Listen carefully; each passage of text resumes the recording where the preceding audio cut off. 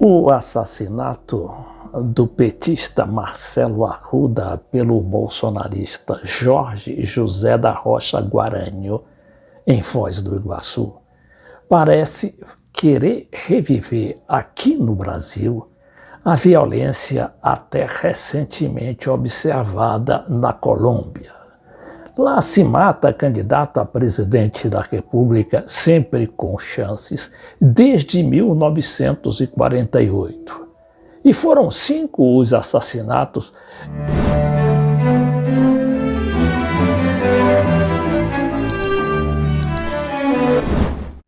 Mas a Colômbia acaba de fazer uma das eleições mais democráticas e universais dos últimos tempos.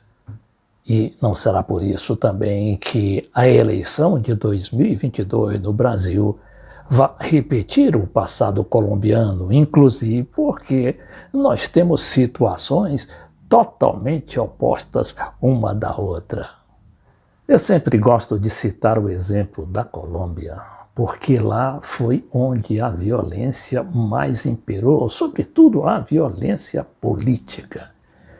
Mas exatamente porque lá estavam encastelados no poder, e eu me refiro ao Estado, aqui nas suas várias instituições, do poder executivo, do poder judiciário e do poder político do Congresso, assim como a justiça, de uma maneira geral, era toda dominada por aqueles grupos paramilitares, narcotraficantes, crime organizado, etc.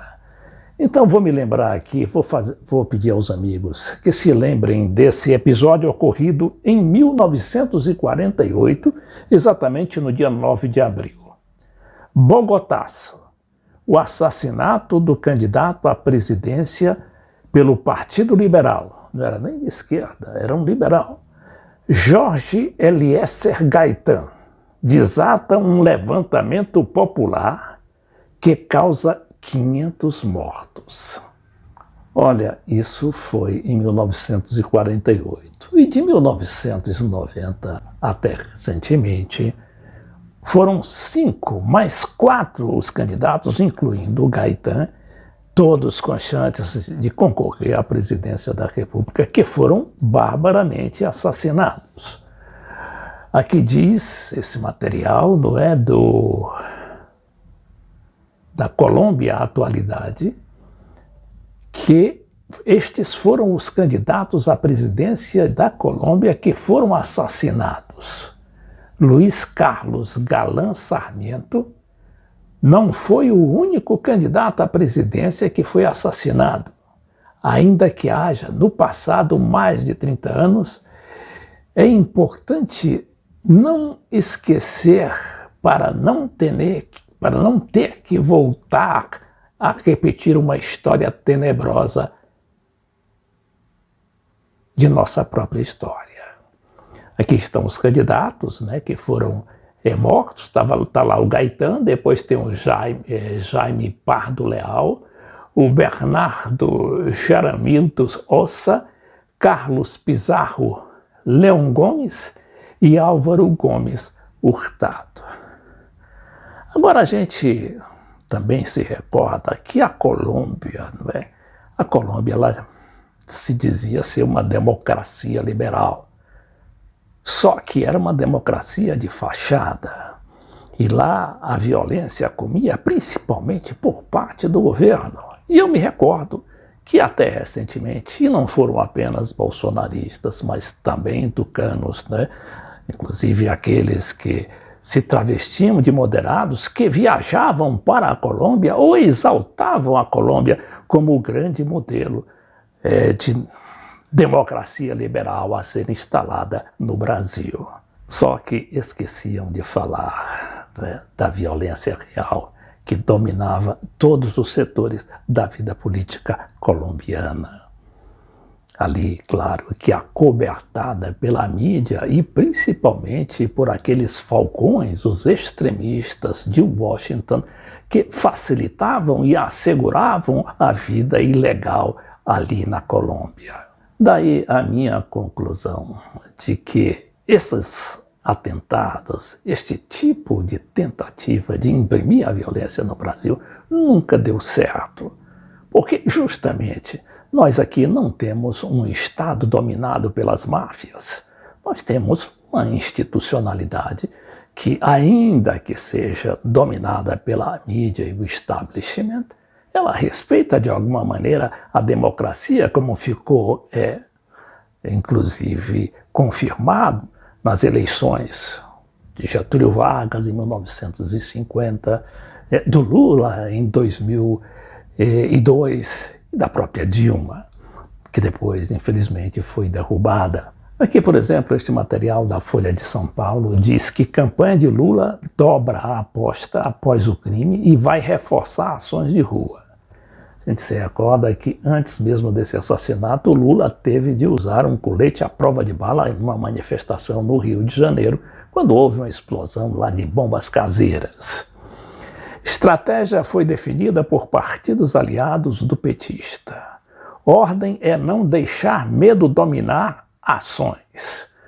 Os partidos aliados da pré-candidatura do ex-presidente Lula decidiram dobrar a aposta e reforçar a estratégia de mobilização da campanha, mesmo após o assassinato de um militante em Foz do Iguaçu no sábado. E para finalizar este vídeo, eu não poderia deixar de lembrar a situação aqui do Evo Morales, que recentemente visitou a Argentina. E o Evo, a gente sabe que é um sobrevivente. Ele foi deposto num golpe militar policial, também comandado pela OEA e os Estados Unidos.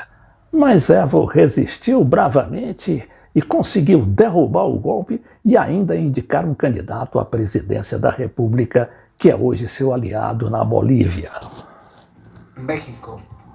Argentina lo refugió, lo protegió. Durante el gobierno de Macri se dispuso todo no solo para derrocarlo, sino también para mandar armas, cosa que se hizo, a Bolivia. Y hoy Evo Morales estuvo en el partido bonaerense de Pilar. Tenemos una exclusiva con el colega y compañero Alfredo Simón. Evo Morales começa falando justamente das vitórias que a esquerda e a democracia tiveram nos países sul-americanos. Los triunfos en Perú, en Chile, Colombia levantan mucha esperanza, mucha confianza en nuestro proceso de liberación. Estoy casi segurísimo vamos a ganar en Brasil, preparando el próximo año en Paraguay. Es una revelación o rebelión democrática ante el imperio, es la lucha permanente de los pueblos. Lindo sería volver en tiempos de Chávez, de Kirchner, eso esperamos. Pero además de eso, todas las políticas norteamericanas van fracasando. La Guerra Fría, la guerra contra el terrorismo. Para el imperio, para el capitalismo, los movimientos sociales somos terroristas. Y ahora, ¿cuántos terroristas son presidentes? Quiero decir, dirigentes sindicales presidentes. Ahí vemos a Pedro Castillo, Lula era dirigente sindical presidente, Maduro era dirigente de los transportistas presidente. Pero además de eso, Estados Unidos pierde su hegemonía, la Cumbre de las Américas. Expulsa o no reconoce, no invita a 3 países. Y presidentes que van con solidaridad con Cuba, Venezuela, Nicaragua.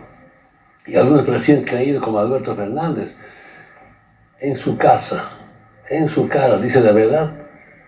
Para mí, la intervención del hermano Alberto Fernández es la mejor intervención en la Cumbre de las Américas.